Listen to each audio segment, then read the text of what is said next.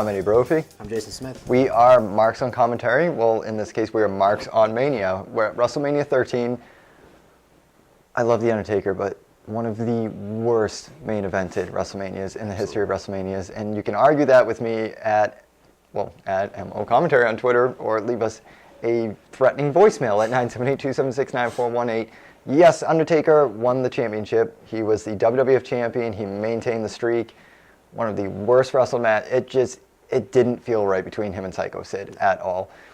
The worst part was you had a match between Austin and Bret Hart. It was the I Quit match with Shamrock as the referee.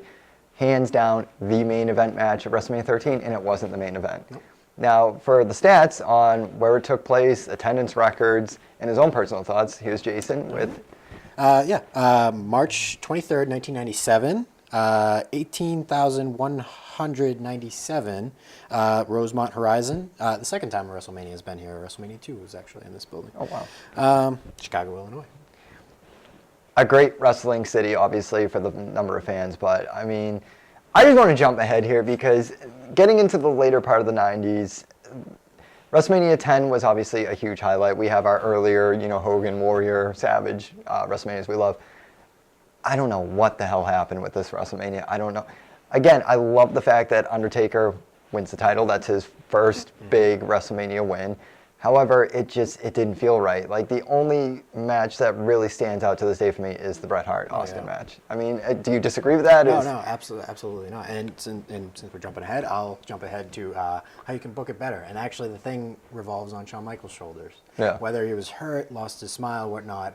If you're booking it better, the thing that was supposed to happen, or allegedly was supposed to happen, was this event was supposed to be highlighted by Shawn Michaels, Bret Hart too. Oh, wow. Yeah. Now, obviously, that would have been exciting, but a little redundant, maybe, perhaps. I mean, would it have made sense? Of course, if you have the WWE Network, you can go back and view this leading into this match to see if it would have worked, even Shawn Michaels versus Undertaker. At the time, yeah. It would have worked. I mean, I don't know. I'm just trying to think of, could you have had anyone better than Psycho Sid against The Undertaker? Like, don't get me wrong, I love this because, the infamous shot of Taker on the knee holding up the title, and he's your guy. That's your face of the WWE, and of course the iconic shot of Austin passing out under the sharpshooter with all the blood on his face. It's definitely somewhat of a highlight reel WrestleMania, but when a WrestleMania is more of a highlight reel than an actual, pay-per-view, that's when it could have been booked better. And obviously, unforeseen circumstances like Shawn Michaels losing his smile. He got beat up by, I think it was Marines or Navy SEALs or something. Maybe he was upset about the cover of Playgirl. I'm not really sure. Not really a notable WrestleMania that really stuck out to me. I mean, maybe you disagree. At MO Commentary on Twitter, 978-276-9418.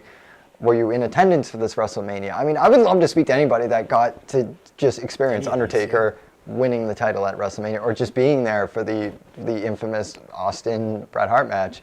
But were you there? What are your thoughts on it? Would you have booked it differently? Do you agree with us? Do you disagree with us? That's the whole idea of Marks on Mania. And of course, being at 13 now, we're getting up there. The Manias, they get better from here, and then some of them get kind of worse. But I mean, the thing with Mania, it's such a mixed bag. It's the greatest wrestling pay-per-view, or at least it's booked that way. But of course, that's where we can have fun and say, well, it was okay, but this kind of would have put it over. So, I mean, do you have any additional thoughts on this one? Anybody who wants to, I would recommend going out and getting Volume 3 of the anthology set. If you are looking to own it on a disc or home video, yeah, you can go get the VHS.